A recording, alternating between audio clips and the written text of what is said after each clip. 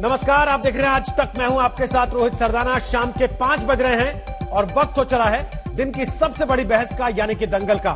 2021 का आम बजट आज पेश हो गया। क्या आज के बजट को कोरोना की चुनौतियों के बीच अर्थव्यवस्था की कश्ती को तूफान से निकाल के लाने वाला बजट कह सकते हैं? आज के बजट में इस वित्तीय वर्ष का घाटा 9.5% होने का अनुमान जताया गया, जो बताता है कि अर्थव्यवस्था को कैसे कोरोना की वजह से चोट पहुंची। बजट में जिस एक ऐलान को लेकर सबसे ज्यादा चर्चा हो रही है वो है स्वास्थ्य क्षेत्र के लिए आत्मनिर्भर भारत योजना का ऐलान। 64,000 करोड़ से ज्यादा की इस योजना के जरिए स्वास्थ्य इंफ्रास्ट्रक्चर बढ़ाने का लक्ष्य। उधर सरकार 1,75,000 करोड़ के विनिवेश का लक्ष्य लेकर भी चल रही। आयकर में कोई बदलाव नहीं, लेकिन आयकर रिटर्न में बुजुर्गों का झंझट खत्म करने की कोशिश है। बजट में किसान के लिए भी जोर देकर कुछ बातें कही गई। तो हमारे साथ खास मेहमानों का एक बड़ा पैनल होगा। सबसे बात करेंगे कि बजट को लेकर उनकी राय क्या है। लेकिन पहले आपको एक झलक दिखा देते हैं कि आखिर इस बजट की बड़ी बातें क्या क्या हैं।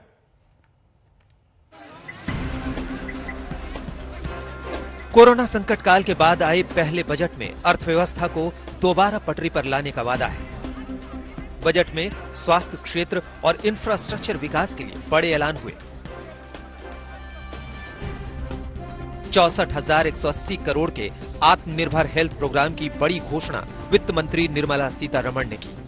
ये राष्ट्रीय स्वास्थ्य मिशन के अतिरिक्त है।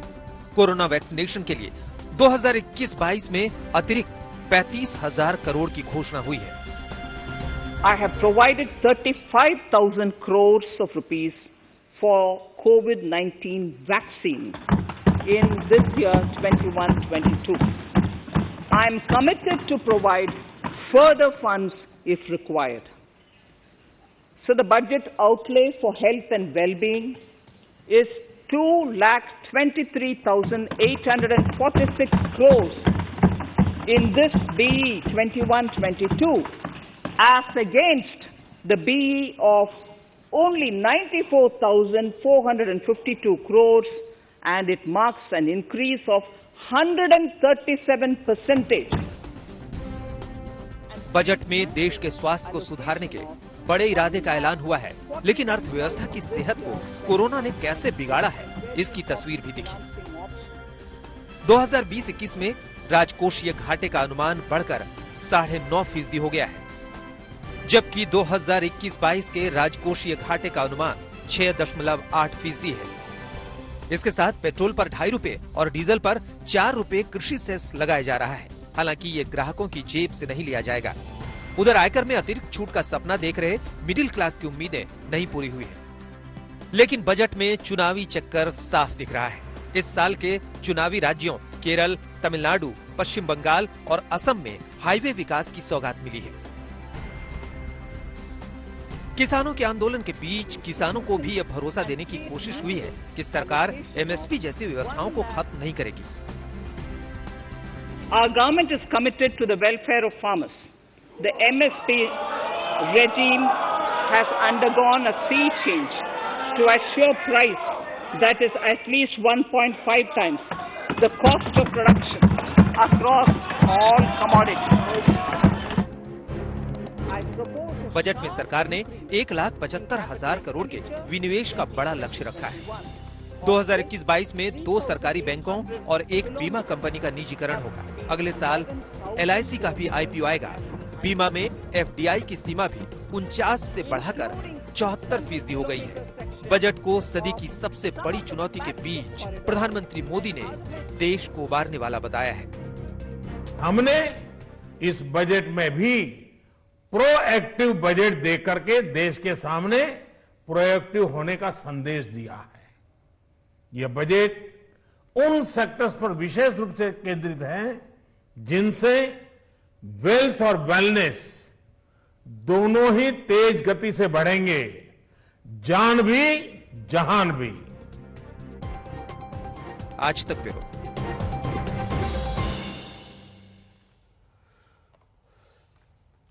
तो आपको बता दें कि दंगल में सबसे पहले हमारे साथ आ रहे हैं बेहद खास मेहमान, केंद्रीय मंत्री Dharmendra Pradhan. Petroleum, natural gas और स्टील मंत्रालय उनके पास है। स्वागत है धर्मेंद्र प्रधान जी आपका आज तक पर। सबसे पहली प्रतिक्रिया आपकी इस बजट पर, इन जनरल भी और आपके मंत्रालयों के नजरिए से भी।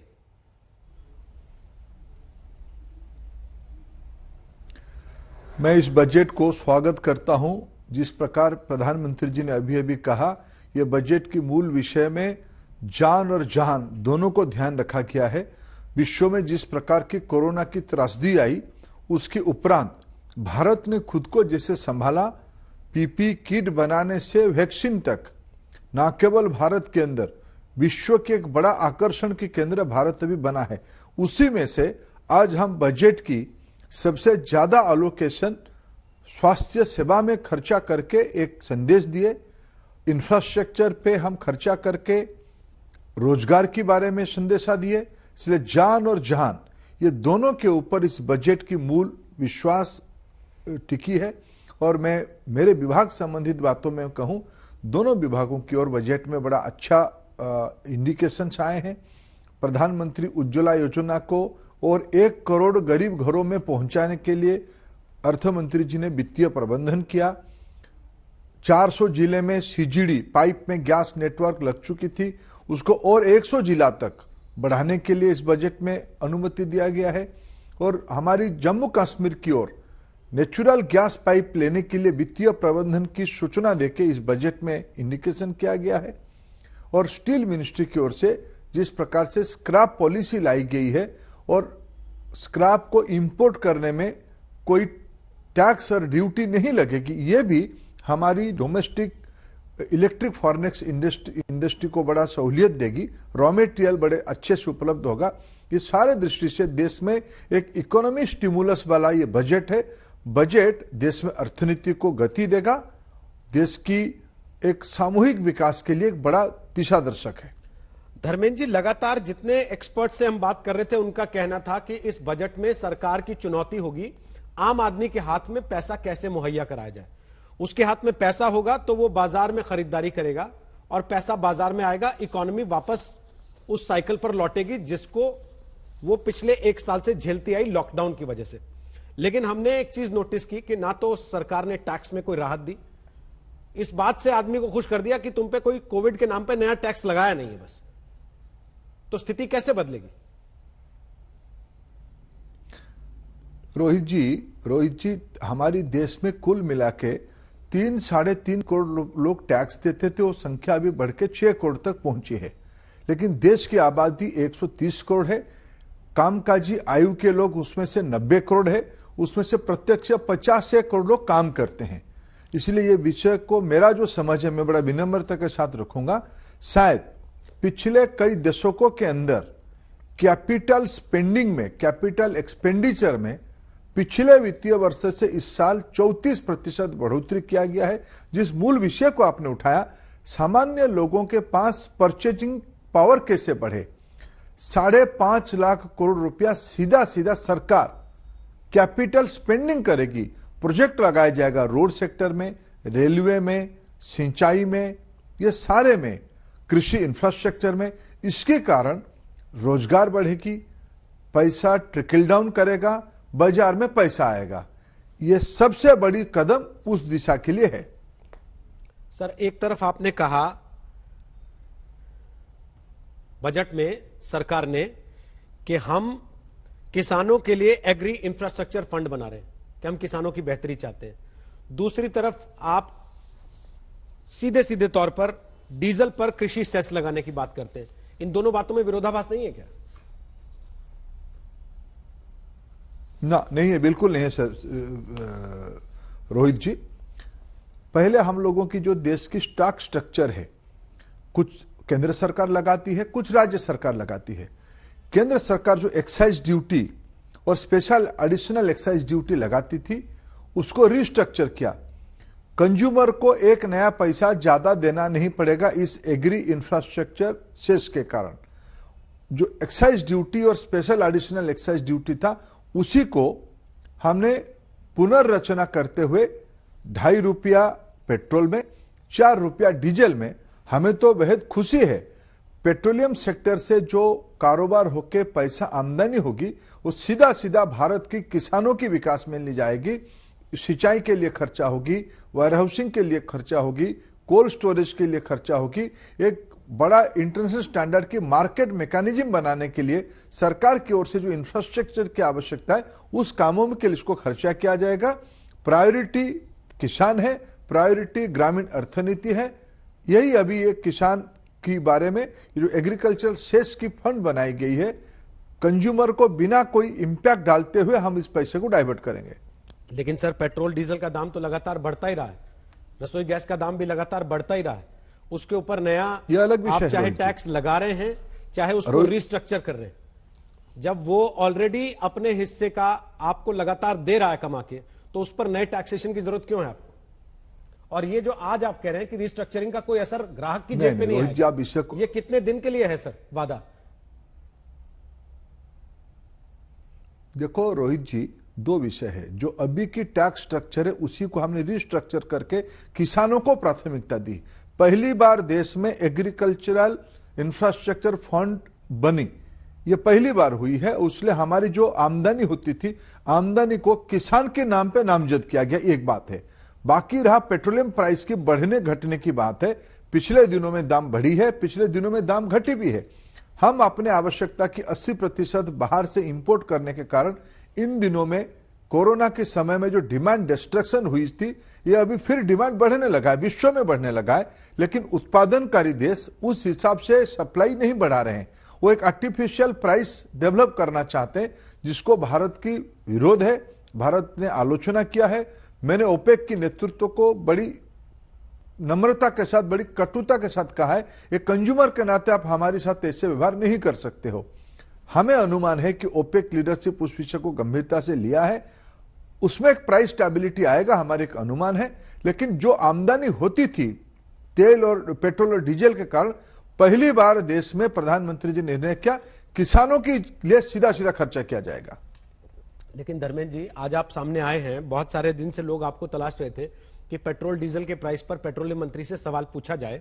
तो मैं पूछना चाहता हूं कि आखिर ऐसा क्यों है हमारे देश में राजनीतिक पार्टी जब सत्ता में नहीं होती है, उसके पास 10 तरह के फॉर्मूले होते हैं कि पेट्रोल सस्ता कैसे बेचा जा सकता है, लेकिन जब वो सत्ता में आ जाती है तो उसके पास वो फॉर्मूले नहीं रहते, वो विपक्ष के पास चले जाते हैं, फिर विपक्ष वैसे ही नए नए फॉर्मूले बताने लगता है।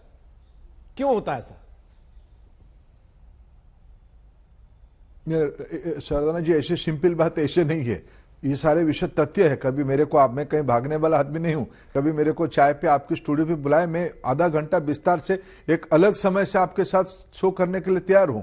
पिछले दिनों में जिनके हाथ में व्यवस्था थी, उन्होंने कैसे संभाला? उस समय में प्राइस को मैनेज करने के लिए उन्होंने बंड लाके कंपनियों के ऊपर, देश की अर्थव्यवस्था के ऊपर लाद के छोड़ के गए। आज हमने एक बाजार व्यवस्था खड़ा करके, जब अंतर्राष्ट्रीय बाजार में प्राइस घटती है तब हमने कंज्यूमर को उसको पास ऑन किया है। बाकी रहा जो पैसा टैक्स के लिए हम राज्य या केंद्र लेती है, यह विकास के काम के लिए खर्चा किया जाता है। इतने दिनों में पिछले कोविड के समय में हम जीडीपी के 13% आत्मनिर्भर भारत पैकेज में खर्चा किए हैं, गरीब कल्याण योजना में खर्चा किए। हम बड़े प्रामाणिकता साथ कहते हैं, हम जेब में पैसा नहीं रखे हैं। आखिर देश के गरीबों को अन्न देना चाहिए कि नहीं चाहिए? उनकी स्वास्थ्य सेवा की चिंता करनी चाहिए कि नहीं चाहिए? 35,000 करोड़ रुपया सिर्फ इस बजट में व्यवस्था किया गया है वैक्सीनेशन के लिए। इतने पैसा कभी हेल्थ इंफ्रास्ट्रक्चर के लिए खर्चा नहीं हुई थी। रेलवे में इतने बड़ी इन्वेस्टमेंट कभी नहीं हुई थी। ये सारे कल्याणकारी कामों के लिए तो व्यवस्था चाहिए, रिसोर्स चाहिए। हमने पिछले दिनों जैसे कर्जा छोड़ के नहीं किया है, हम रोजगार किया है, उसकी सबसे ज्यादा पैसा हमने कंज्यूमर को दिया है, बाकी बचत टैक्स की पैसा हमने कल्याणकारी कामों में लगाई है। सर, एक डेटा कहता है कि कोरोना काल में 12 करोड़ रोजगार गए हैं या फिर लोगों की सैलरीज में कटौती हुई है। दूसरी बड़ी चीज यह है कि आज की तारीख में क्या सरकार के सामने कमाई के दो ही रास्ते हैं? एक, पेट्रोल डीजल पे टैक्सेशन, पेट्रोल डीजल से होने वाली कमाई, या फिर विनिवेश, जिसको लेकर आज सरकार की आलोचना हो रही है कि सरकार सब कुछ बेच देना चाहती है। ऐसा नहीं, इन दिनों में जीएसटी बढ़ी है, इन दिनों में लोगों करदाताओं की संख्या बढ़ी है। जब व्यवस्था बनाया जाता है, लोग ईमानदारी से टैक्स देना भी चाहते हैं। ये ऐसा नहीं है। आज आप स्टैटिस्टिक्स, इसको भी इस बजट में कहा गया, इसको भी आपके सामने है। सिर्फ विनिवेश सिर्फ पैसा कमाने के लिए नहीं है, विनिवेश देश की अर्थनीति को लंबे समय तक स्वतंत्र करने के लिए। क्या सरकार आज भी होटल चलानी चाहिए? क्या सरकार आज भी बस ट्रांसपोर्टेशन चलानी चाहिए या इंफ्रास्ट्रक्चर खड़ी करनी चाहिए? ये निर्णय सरकारों को करनी है, राज्य हो या केंद्र हो। हमने तो इस बार लिंक किया, इंसेंटिव देंगे जो राज्य अपने नुकसान करने वाले पीएसयूज को छोड़ देगा। कितने लैंड मास है, कितने लैंड बैंक है? क्या ये देश की संपत्ति कुछ कंपनियों की, वो निजी हो या सरकार की हो या देश के नागरिकों की है? इसीलिए हमने विनिवेश की नीति लाया है। विनिवेश पैसा लाने के लिए सिर्फ नहीं, विनिवेश व्यवसाय को लंबे समय तक चलाने के लिए। मैं आपको सामने दो उदाहरण दूंगा। आज टेलीफोन सेवा में प्रतियोगिता होने के कारण सरकारी कंपनी भी है, निजी कंपनी है, ग्राहकों को फायदा हो रही है। विमान सेवा में सरकार कंपनी भी है, निजी कंपनी है। आज 2-4 हजार 5 हजार रुपया में सामान्य मध्य वर्गीय परिवार, निम्न मध्य वर्गीय परिवार हवाई सेवा का फायदा भी ले पा रहा है। ये निजी क्षेत्र आने के कारण हुई है। ये सारे चीजों को आज freight corridor, dedicate freight corridor निजी क्षेत्रों को भी खोलने का बात की जा रही है। क्या देश की लॉजिस्टिक खर्चा कम नहीं होनी चाहिए? ये सारे के लिए विनिवेश है। बाकी सरकार की आमदनी कई सोर्स में है। मैंने आपको तो कहा इन दिनों में जीएसटी भी बढ़ी है। लेकिन कृषि सुधार आपने किए, उसी को लेकर इतना विरोध हो रहा है। जब आप विनिवेश के लिए आगे बढ़ेंगे, आपके अपने मंत्रालय में बीपीसीएल को लेकर विनिवेश की प्लानिंग चल रही है, क्या उसका विरोध नहीं होगा? क्या उसके खिलाफ लोग खड़े नहीं होंगे? क्या उसके खिलाफ धरना प्रदर्शन नहीं होने लगेगा? देखिए देखो रोहित जी, प्रजातंत्र में आलोचना, विरोध, असहमति स्वाभाविक है। लेकिन अगर हम ईमानदार हैं, हम अगर पारदर्शी हैं, हम अगर लोक कल्याण हमारी सामने है, हमें किसी विषय पे मोदी सरकार की एक बड़ी अहमियत है, बड़ी विशेषता है। लोगों की हितों में हम कठोर से कठोर निर्णय लिए हैं, लोगों को समझा के लिए हैं। और हमें विश्वास है कि जब जीएसटी लागू किया गया ऐसे ही एक माहौल था, डीमोनेटाइजेशन हुई तो ऐसे ही माहौल था। लेकिन इस सारे विषय में देश मोदी जी की नीति के साथ और मोदी जी पे भरोसा किया है। आज गरीब कल्याण की, मैं आज जैसे पहले आभार प्रकट किया वित्त मंत्री जी को, उन्होंने प्रधानमंत्री उज्ज्वला योजना को 8 करोड़ कंप्लीट करने के बाद इस बजट में भी 1 करोड़ और दिया है। आज हम 100% कल्याण की, सारे घरों में स्वच्छ ईंधन पहुंचाने के लिए सफल होंगे। सारे लोगों को घर, सारे लोगों को बिजली, सारे लोगों को चूल्हा, सारे लोगों के घर में टॉयलेट, नल में पानी, ये यूनिवर्सल स्कीम बन रहा है। प्रधानमंत्री आयुष्मान भारत योजना, ये सारी यूनिवर्सल हेल्थ केयर सिस्टम बन रहा है। चंद लोगों के लिए नहीं, सारे लोगों के लिए। इसी विश्वास के साथ देश हमारे साथ चल रहा है। बहुत बहुत शुक्रिया धर्मेंद्र प्रधान जी, आज तक पर आने के लिए और दर्शकों के सामने अपनी बात रखने के लिए, देश के लोगों को यह बताने के लिए कि क्यों ये बजट भविष्य की तरफ देखने वाला है, क्यों ये बजट कोरोना की चुनौतियों से निपटने के बाद देश की अर्थव्यवस्था को वापस पटरी पर लाने की तैयारी वाला है। जफर इस्लाम हमारे साथ आ रहे हैं, वो बीजेपी के राष्ट्रीय प्रवक्ता हैं, राज्यसभा के सांसद हैं और डॉश बैंक के साथ लंबे समय तक जुड़े रहे हैं। हमारे साथ गौरव वल्लभ आएंगे, जो कि कांग्रेस पार्टी के राष्ट्रीय प्रवक्ता हैं, खुद अर्थशास्त्र पढ़ाते हैं। हमारे साथ जेडीयू के नेता आ रहे हैं, डॉक्टर अजय आलोक, आज ही कोविशील्ड वैक्सीन लगवा कर आए हैं। बजट को वैक्सीन कितना असर करेगी पूछेंगे उनसे। नवाब मलिक हमारे साथ आ गए, वो मंत्री हैं महाराष्ट्र की सरकार में। और हमारे साथ आ गए हैं नरेश गुजराल साहब, जो कि प्रवक्ता हैं अकाली दल के। तो सबसे पहले नवाब मलिक साहब, आपकी प्रतिक्रिया धर्मेंद्र प्रधान की बात को सुनने के बाद और उसके पहले वित्त मंत्री निर्मला सीतारमण के बजट भाषण को सुनने के बाद, कैसा लगा बजट आपको? देखिए, आपने जो सवाल खड़े किए वही मुख्य सवाल है कि देश में आम लोगों की क्रय शक्ति कैसे बढ़ेगी, कोई प्रोविजन किया गया कि नहीं। देश में सेस जो पेट्रोल डीजल पे लगाया गया, रीस्ट्रक्चर कर रहे हैं, कह रहे हैं, तो क्या वो ग्राहक पे सीधे नहीं जाएगा? कुल मिला के बजट देश की संपत्ति बेचकर देश चलाने वाला, आम किसान मजदूर को निराश करने वाला और कहीं ना कहीं इस देश में जो बेरोजगारी का बड़ा संकट है उसको लेकर किसी भी तरह का कोई आशा लोगों के बीच में निर्माण नहीं हुई है। हमें लगता है कि घोषणाएं बहुत सारी की, एक बजट में घोषणा हो जाती है, 15-15 साल तक योजनाएं चलती हैं। तो हमें लगता है ठीक है, अगर बजट है पेश करेंगे, लेकिन जो आम आदमी है उसकी क्रय शक्ति कैसे बढ़ेगी, इकोनॉमी में तेजी कैसे आएगी, इसको लेके कोई भी कार्यक्रम नहीं। हमने देखा कि पिछले दिनों कोविड था, अर्थव्यवस्था चौपट हो गई, लेकिन गरीब आदमी गरीब होता गया, लेकिन चंद पूंजीपति वो और अमीर बन गए। तो इसी तरह का बजट है, गरीब को गरीब बनाने वाला, अमीरों को और अमीर बनाने वाला, और इससे ज्यादा कोई भी कार्यक्रम इस बजट में नहीं है। बोलिए अजय आलोक साहब, क्या जवाब देंगे? जेडीयू को भी ऐसा लगा क्या बजट? अजय जी। देखिए, ऐसा है कि कोई बजट में जी मैं ये कह रहा हूं कि किसी भी बजट में नौकरियों की घोषणा नहीं की जाती है। हाँ, उसके उपाय जरूर तलाशे जाते हैं। आज इस बात की जरूर तारीफ करनी चाहिए कि कोरोना काल के बाद का ये बजट है, तो कहीं ना कहीं अपने आप में एक ऐतिहासिक बजट ये है कि देश इतने वित्तीय गंभीर संकट से बाहर निकल के आज भी हम प्राइमरी इन्वेस्टमेंट, हमारा फोकस कहाँ गया? हम गए हेल्थ पे, क्योंकि पिछले 1 साल हमने हेल्थ की त्रासदी देखी है। 2 महीने का लॉकडाउन करना पड़ा हमें अपने अस्पतालों की व्यवस्था सुदृढ़ करने के लिए। तो हेल्थ में 137% का उछाल आया है, जो अपने आप में अभूतपूर्व है। इससे हमारे मेडिकल इंफ्रास्ट्रक्चर कितना इंप्रूव होगा, कितनी जॉब जनरेट होगी, ये कोई आम आदमी सोच सकता है। 25,000 करोड़ के रोड प्रोजेक्ट्स हम बंगाल में, तमिलनाडु में, केरला में दे रहे हैं। इससे कितनी नौकरियां जनरेट होंगी, ये कोई सोच सकता है। आत्मनिर्भर भारत का पैकेज 1,98,000 करोड़ का है। ये क्या पैसा जब हवा में जाएगा? ये पैसा जब लगेगा, जमीन पे उतरेगा अगले 3 वर्षों के अंदर, तो नौकरियां इसी से जनरेट होगी, कोई दूसरी जगहों से जनरेट नहीं होने वाली है। हमें ये देखना है कि सरकार की सारी घाटाओं के बावजूद आज इस बजट में मैं ये जरूर कहूंगा, कोई लोक लुभावन चीज नहीं किया गया। बिहार जैसे राज्य, झारखंड जैसे राज्य, इन राज्यों के सेंट्रिक बजट नहीं किए गए। हाँ ठीक है, पॉलिटिकल बैलेंसिंग आप कह सकते हैं कि बंगाल में किया गया, तमिलनाडु में किया गया, केरला में किया गया चुनाव को देखते हुए, लेकिन वो भी देश के ही काम आएगा, क्योंकि ऑलरेडी कैपिटल स्टैब्लिश्ड राज्य है वो। इसीलिए मिला जुला अगर आप देखा जाए तो ये अपने आप में एक ऐसा बजट है जो आने वाले दिनों में एक सुखद भविष्य की कामना देता है। प्रीपेड मीटर्स बिजली में ये बिहार ने शुरू की थी, देश ने इसे अपनाया है। ये कहीं ना कहीं हर तरह का इंफ्रास्ट्रक्चर फोकस बजट है, जिसके आने वाले दिनों में इकोनॉमिक टर्न अराउंड होगा और इसी से रोजगार पैदा होंगे। आज तक किसी बजट में, हिंदुस्तान के बजट में रोजगार की घोषणा नहीं की गई है। उसके तरीकों और उसके उपायों पर काम किया गया है, जो ये बजट कर रहा है।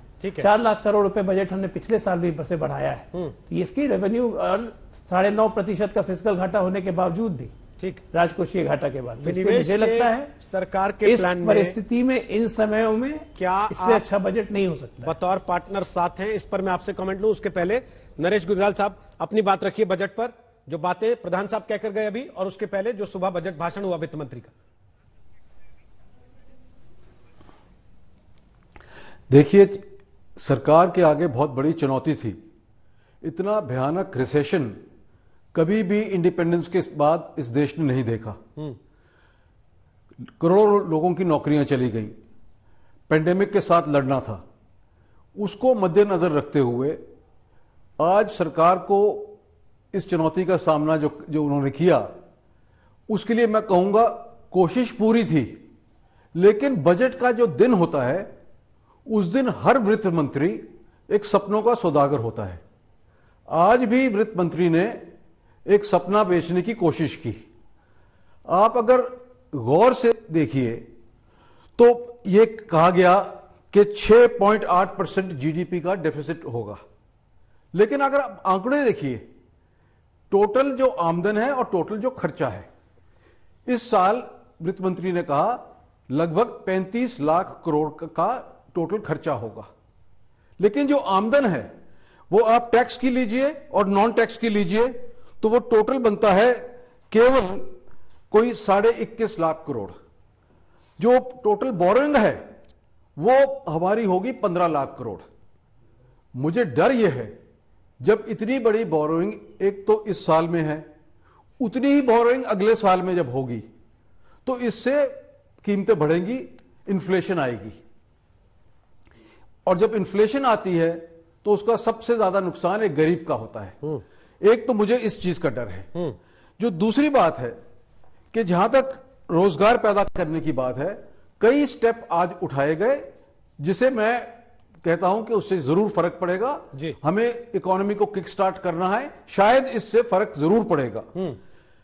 सोशल सेफ्टी नेट की बात है, चाहे हेल्थ केयर, एजुकेशन, कोविड के साथ जो जो लड़ाई है, ठीक है, उसके लिए सब कुछ जो आउटलेज हैं वो हैं, लेकिन वो कितनी दूर तक जाएंगे आज कहना मुश्किल है। ठीक है, चलिए लेकिन एक ब्रेक पर जा रहे हैं। जिस बात की गौरव सबसे बल्लभ ज्यादा हमारे साथ आएंगे ब्रेक के बाद, कांग्रेस पार्टी के, और साथ ही सैयद जफर इस्लाम बीजेपी के। जरा उन दोनों की बात भी सुन लें, वो क्या कहते हैं। दंगल में आज बात कर रहे हैं, कोरोना से फाइट है, इसीलिए ये बजट टाइट है। हमारे साथ बहुत सारे मेहमानों का पैनल है, लेकिन किसान क्या कह रहे हैं। कुमार अभिषेक मेरे सहयोगी लखनऊ में, उन्होंने कुछ किसानों से बात की, सुनवाते हैं आपको। बजट आ चुका, लेकिन बजट का क्या असर है, क्या सचमुच ये लोग खुश हैं? क्या नाम है आपका? अशोक कुमार। बजट आ गया, वित्त मंत्री ने बजट दे दिया, कहा कि इस बार एमएसपी न सिर्फ जारी रहेगी बल्कि बहुत ज्यादा खरीद होगी। 75,000 करोड़ से ज्यादा की खरीद ऑलरेडी हुई है, इस बार और ज्यादा होगी। आप लोग को लगता है ठीक है? हमारे हिसाब से बजट तो आता है, लेकिन जब तक किसानों को उसका फायदा न मिले तब तक ये बजट का मतलब है। एमएसपी की गारंटी अगर लिखित गवर्नमेंट दे, सरकार दे, तो किसानों को कुछ फायदा मिलेगा, पहुंचेगा उन तक। ऐसे कहने से थोड़ी मिलेगा। बजट का फायदा तभी मिलेगा जब गारंटी होगी। आपको क्या लगता है, जिस तरह का बजट दिया है इन्होंने, कहा है कि इस बार और खरीद होगी, काफी ज्यादा खरीद होगी, किसानों के मन में क्या चल रहा है? शंकाएं हैं। पहले से जैसे हमारे यहाँ सोहावा में पीसीएफ का केंद्र लगा है, शायद 2-4 किसानों का खरीदा है, बाकी सभी किसान लौटा है। जो किसान है वो ऑन ग्राउंड ये कह रहे हैं कि जितना भी बजट हो, जैसा भी बजट हो, उन तक असर पहुंचना मुश्किल होता है। आपको लगता है कि बजट ठीक है?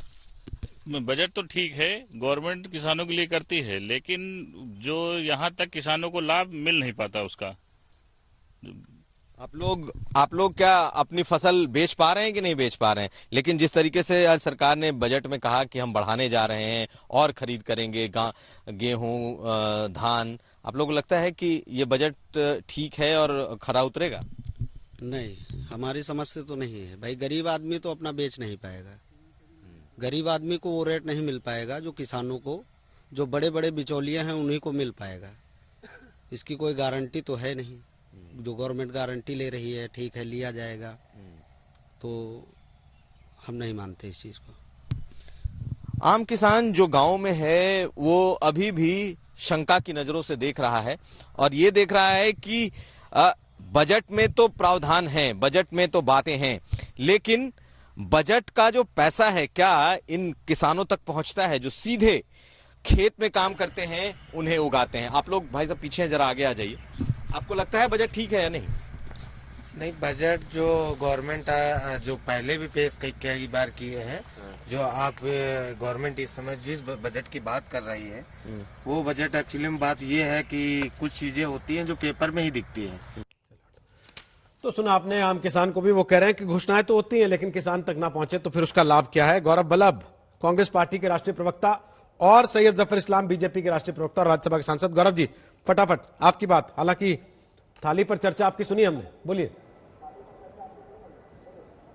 रोहित जी, शुरुआत में जब वित्त मंत्री जी अपना बजट भाषण पढ़ रही थी तो मुझे लगा पहले 1 घंटे की ये कोई सेल हो रही है क्या देश में। हाईवे बेच दो, बिजली के तार बेच दो, शिपिंग कॉरपोरेशन बेच दो, BHEL बेच दो, बंदरगाह बेच दो, सरकारी बीमा कंपनी बेच दो, सरकारी बैंक बेच दो। अरे हो क्या रहा है? ये बजट था या बेचने की कोई प्रतियोगिता वित्त मंत्री जी ने लगाई? और 2-3 मुद्दे और 2-3 सवाल पूछना चाहता हूं जो भारतीय जनता पार्टी के यहाँ प्रतिनिधि बैठे हैं।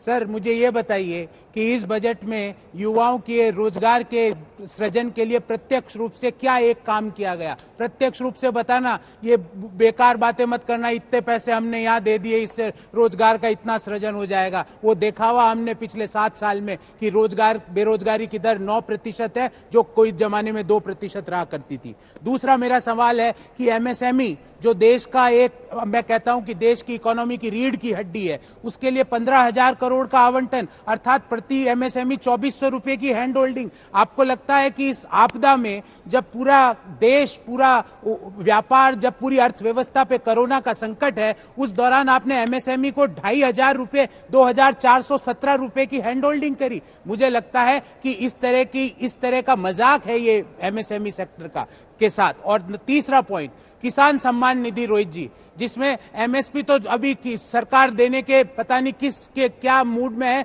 किसान भी नहीं जानते, सरकार को पता है। पर मैं ये पूछना चाहता हूं, किसान सम्मान निधि जिसमें हर किसान को 6,000 रुपए प्रति वर्ष मिलते हैं, उसका आवंटन क्यों घटाया 10,000 करोड़ रुपए से? क्या आप उनको वो सम्मान निधि भी नहीं देना चाहते? पिछले वर्ष किसान सम्मान निधि में 75,000 करोड़ रुपए का आवंटन किया गया था, जो आज 65,000 करोड़ रुपया क्यों किया? इसका मतलब क्या है रोहित जी कि देश में अगर 15.5 करोड़ किसान है लगभग, तो मात्र 10 करोड़ किसानों को 6,000 रुपए का आवंटन होगा, बाकी लोगों को आवंटन नहीं होगा। इन सवालों का जवाब दीजिए कि प्रत्यक्ष रूप से रोजगार के लिए क्या किया गया। वो जवाब देंगे। वापस आऊंगा तो आपसे पूछूंगा कि पहले तो आप कहते थे कि ये 6,000 दिखावा है, कुछ नहीं है। दूसरा, विनिवेश का आपने जो सवाल उठाया वो भी आपसे पूछना जरूरी है कि इन्होंने सेल लगा दी। सर, शोरूम का दरवाजा किसने खोला था और किसने सिखाया देश को कि सेल लगाई जा सकती है घर में पड़े सामान की भी? उस पर आपसे कमेंट लेंगे। उसके पहले सैयद जफर इस्लाम आपके सवालों के जवाब देने। बोलिए जफर इस्लाम। देखिए रोहित जी, जब ये कहते हैं सेल के बारे में, तो मैं इनको बताना चाहता हूं कि ये जब यहां पर हम जब सेल कर रहे हैं, ये देश के नागरिकों का असेट्स है, ये किसी सरकार का असेट नहीं है। लेकिन इन्होंने सरकारी और नागरिकों का असेट जब इनके राज था तो ये लोग, नेता लोग अपने कहीं ना कहीं अपने लिए बना लेते थे। ये सरकार का असेट्स है नहीं है, ये यहाँ के लोगों का असेट्स है। बेच के उसको ही उससे दूसरे असेट क्रिएट करना है। और ये जो है साइकिल चलना चाहिए। जो असेट्स बिकता है उससे नए असेट्स क्रिएट होते हैं, नए अपॉर्चुनिटीज क्रिएट होती है। और इसको उसी तरह परिप्रेक्ष्य में देखना चाहिए। दूसरी बात कि आप कैसी बात कर रहे हैं, आप जरा बताइए, आप तो इकोनॉमी समझते हैं। जिस तरह का कैपेक्स इस बार अनाउंस किया गया है, ऐतिहासिक नहीं है, जिससे कितनी सारी नौकरियां जनरेट होंगी, कितने सारे सेक्टर में जो आज तक आप सोचे थे, खासकर इंफ्रास्ट्रक्चर में सबसे ज्यादा अपॉर्चुनिटीज क्रिएट कर सकता है। और हर गांव शहर में क्रिएट हो सकता है। अगर आप 5,54,000 करोड़ का ऐतिहासिक बजट, जो आपने कभी सपने में भी नहीं सोचा था देने का, वो नहीं किया। और आपको बताना चाहता हूं, आप लोग सरकार में रह के डरते थे रेटिंग एजेंसी से। मैं खुल्ला बोल रहा हूं, आज हमारी सरकार ने फिस्कल डेफिसिट 9.5 देश के हित में किया है और इसकी चिंता नहीं की। मैं उस वक्त बैंक में था जब आपकी सरकार थी और आपके लोग बार बार ये पूछते थे कि कहीं रेटिंग एजेंसी डाउनग्रेड नहीं कर दे। जबकि हमने चिंता बाकी बाद में की, पहले देश की चिंता की, देश के लोगों की चिंता की। और जब हम इस देश में गरीबों को गरीबी रेखा से बाहर निकालने की, और साथ मैं बताना चाहता हूं एमएसएमई की बात की। एमएसएमई को हमने पहले, उनको जब लिक्विडिटी चाहिए थी लिक्विडिटी दिया, हमें कैपिटल चाहिए था कैपिटल दिया, हमने जब सबऑर्डिनेटेड डेट था तब सबऑर्डिनेटेड दिया। और अब जब उनको चाहिए 15,000 करोड़, वो भी डबल है पहले राशि का। और साथ साथ जितने जो कस्टम ड्यूटी को खत्म किया, रैशनलाइजेशन किया एक्साइज ड्यूटी की, ताकि वो कॉम्पिटिटिव बने। और उनको कॉम्पिटिटिव बनाना हमारा काम है। उसका डेफिनेशन भी चेंज किया, लेकिन हमने उनको हर बार एक कथित राहत पैकेज जान देनी चाहिए, वो जान देने की। कोरोना काल में तो आपने राहत नहीं दी थी, आपने कहा था लोन ले लो। और लोन आदमी तब लेता है, उसकी हिम्मत तब पड़ती है जब उसको दिख रहा हो कि आने वाले दिन बेहतर होंगे तो मैं चुका लूंगा। जब उसको सामने अंधेरा दिख रहा हो तो वो लोन कैसे लेगा? नहीं राहुल जी, और कितने लोगों ने आपसे लोन लिया? क्या इसका डेटा सरकार ने रखा? आज बजट में रखा सरकार ने डेटा? रोहित भाई, बिल्कुल रोहित भाई, आपको बिल्कुल रोहित भाई, मैं आपको बताना चाहता हूं कि सिर्फ आप कह रहे हैं लोन नहीं, लिक्विडिटी क्रिएट की, इक्विटी कैपिटल की तरह से भी हमने लिक्विडिटी सबऑर्डिनेटेड जिस तरह के चाहिए आपको प्रावधान है। इक्विटी में कोई इंटरेस्ट नहीं लगता है। अगर आपको अगर आपके बिजनेस में पोटेंशियल है तो आपको लगता है आपको बढ़ेगा। अगर लिक्विडिटी थोड़ा कैश में आपको चाहिए तो लोन ले लो। अगर आपको लगता है इक्विटी चाहिए, थोड़ा सा आपको इस बिजनेस में पोटेंशियल है, आपको सरकार ने थोड़ा कैपिटल चाहिए तो कैपिटल दे लो, सबऑर्डिनेटेड लोन चाहिए तो सबऑर्डिनेटेड। जफर साहब देखिए, हमने हर तरह का प्रावधान किया था। आप भी और गौरव जी भी जरूरत हो, आप दोनों है अर्थशास्त्री। मैं सीधे आम आदमी की भाषा में आपसे एक बड़ा सीधा सवाल पूछ रहा हूं। आज के बजट से आम आदमी की जिंदगी पे क्या फर्क आएगा? जिन 12 करोड़ लोगों की नौकरी चली गई या जिनकी सैलरी कट गई 30%, 35% पिछले 8 महीने में, 9 महीने में, उनकी जिंदगी पे क्या फर्क आएगा इस बजट के बाद? इतनी तेजी आएगी इस देश में, नौकरियां इतनी बढ़ेंगी, इतना ज्यादा निवेश होगा। जब 5 लाख और 5,54,000 करोड़ का जब निवेश होगा तो आपको हर जगह अपॉर्चुनिटी देखेगी। और जब इकोनॉमिक एक्टिविटी शुरू होती है तो नौकरियां जनरेट होती है, हाथ में इनकम आता है तो लोग खर्च करते हैं। ये पूरा साइकिल कंप्लीट होगा। और अगर ऐसा नहीं होता ना, तो आज सुनिए एक चीज, 2300 पॉइंट जो है मार्केट कभी उछला नहीं, इसलिए पूरे दुनिया ने इसको मार्केट तो माना इसलिए उछल रहा है कि आपके ऊपर वैसे ही आरोप लगाते हैं कि आप उद्योगपतियों के लिए करते हैं सब कुछ। तो उद्योगपतियों के लिए अगर कर रहे हैं वाकई, तो मार्केट तो ऊपर जाएगा ही जाएगा। ये आरोप तो आपके ऊपर अभी 2 मिनट बाद वो लगा ही देंगे। पूरे दुनिया ने कहा कि रोहित जी पूरे दुनिया ने माना कि इस बजट में जो हिंदुस्तान ने दिखाया है, जो यहाँ के लीडरशिप ने डेमोन्स्ट्रेट किया है कि हम इस देश के लिए, बजट देश के लिए, ये बाहर में लोग, ये यूपीए की सरकार बराबर बाहर की चिंता करती थी, बाहर वाले खुद आ रहे हैं। ठीक है, हम देश की चिंता कर रहे हैं, देशवासियों की। और देखिए इस बजट से जो पैनापन शुरू होगा, जो इकोनॉमिक एक्टिविटी शुरू होगी, उससे सिर्फ नौकरियां जनरेट होगी। ठीक है, गौरव वल्लभ जवाब देना चाहते हैं आपकी बात का, साथ ही मेरी बात का भी जवाब देंगे। गौरव जी, आज आप विनिवेश से बड़े नाराज होते हैं। रोहित जी, गाना आपने भी सुना होगा, कुछ लोगों को शायद अच्छा ना लगे, लेकिन इसकी उपमा पर वैसे ना जाएं, शब्दों पे ना जाएं। गाना आजकल खूब चल रहा है कि ਤੁਹਾਡਾ कुत्ता टॉमी, साडा कुत्ता कुत्ता। आप करें तो भाई वो देश की इकोनॉमी की बेहतरी, ये कर दें तो भाई ये तो देश बेच रहे हैं।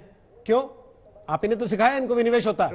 रोहित जी, किसी सज्जन ने कहा था मैं देश नहीं बिकने दूंगा, और वही सज्जन की सरकार में आज एक एक कंपनी, चुन चुन के कंपनियां जो 70 साल में देश के लोगों ने अपने मेहनत से बनाई, उन चुन चुन के कंपनियों को बेच के अपना खर्चा चला रहे हैं। हमारे संस्कृति में कहा जाता है कि जो व्यक्ति खुद नहीं कमा सकता ना, वो अपने बाप दादाओं के संपत्तियों को बेच के अपना खर्चा चलाता है। ये वही सरकार है जो अपने रेवेन्यूज खुद कलेक्ट नहीं कर सकती, अपनी बाप दादाओं की, हमारे देश के लोगों के खून पसीने की मेहनत की संपत्तियों को। और किसको बेचेंगे रोहित जी? मुझे बताने की जरूरत नहीं है। 2 ही आदमी को खरीदेंगे, भले ही वो बंदरगाह हो या बैंक हो, भले ही वो बीमा की कंपनी हो या बिजली की लाइनें हो, वो A&A ही खरीदेंगे रोहित जी। ये आज आपको मैं बता देता हूँ, बजट के दिन ही बता देता हूँ। वो A और डबल ए है ना, वो दोनों खरीदेंगे। दूसरी बात, मैंने इनसे पूछा कि मैंने इनसे, मुझे पूरी बात करने दीजिए, मुझे पूरी बात करने दीजिए। मैंने इनसे पूछा रोजगार के सृजन के लिए क्या प्रत्यक्ष रूप से आपने किया? जी, मेरे को आपकी आवाज थोड़ी कम आ रही है, पर मैं इसलिए बोलना चाह रहा हूँ, मुझे मेरी पूरी बात खत्म करनी, मुझे एक एक पे अपनी बात करने दीजिए, फिर मैं आपके सवाल ले लूंगा, क्योंकि मैं बीच में नहीं सुन पा रहा हूं। मैंने पूछा कि प्रत्यक्ष रूप से आपने रोजगार के सृजन के लिए क्या किया? एमएसएमई को 2,500 रुपए की हैंड होल्डिंग, शर्म नहीं आती इनको ये बोलते हुए? और आज यहाँ आके बोल रहे हैं हमने फिस्कल डेफिसिट 9.5%। एक जमाना था जब जीडीपी की ग्रोथ 9.5% हुआ करती थी। आज फिस्कल डेफिसिट के लिए भी तालियां पीट रहे हैं। मुझे तो लगा ये आके कहेंगे कि हम हमारे रेवेन्यूज को जनरेट नहीं कर सके, इसलिए हमारा फिस्कल डेफिसिट 9.5% हो गया और हम शर्मिंदा है। ये यहाँ के उसके लिए तालियां पीट रहे हैं। लास्ट कमेंट दे रहे हैं। अजय लोग कुछ कहना चाह रहे हैं, फटाफट से अजय साहब। अजय जी, बहुत छोटा सा कमेंट है, चलते फटाफट से। मैं जरा जवाब देना चाहता हूं। मैं बस ये कहना चाह रहा हूं रोहित जी कि अंबानी और अडानी जो A&A ये कह रहे हैं, ये अंबानी अडानी भारतीय हैं, विदेश से नहीं आए हैं। पंजाब में बैठा दिया, महाराष्ट्र में बैठा दिया, गुजरात में बैठा दिया, किसने बैठाया और किस लाइसेंसी राज्य में बैठाया ये सब जानते हैं। ये विदेशी कंपनी क्यों वो कमाए? कमाना है तो भारतीय ही कमाए ना। ठीक है, पोर्ट अडानी का रहेगा, भारतीय का रहेगा, क्या दिक्कत है? क्यों देते विदेशी को? इटालियन को बैठा दे लाके?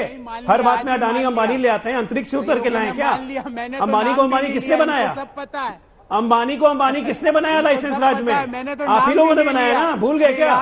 इतिहास के पन्ने खोलूं आपके?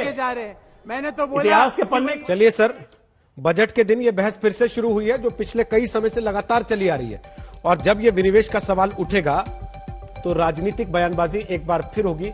इस बात के संकेत साफ तौर पर दिखाई दे रहे। तो सवाल हमने आपसे आज पूछा था कि क्या इस बजट से कोरोना संकट के आर्थिक असर से देश बाहर आ पाएगा? जो आपने जवाब हमें दिए 63%, 63% लोगों को लगता है हाँ, और 37% लोगों को लगता है नहीं।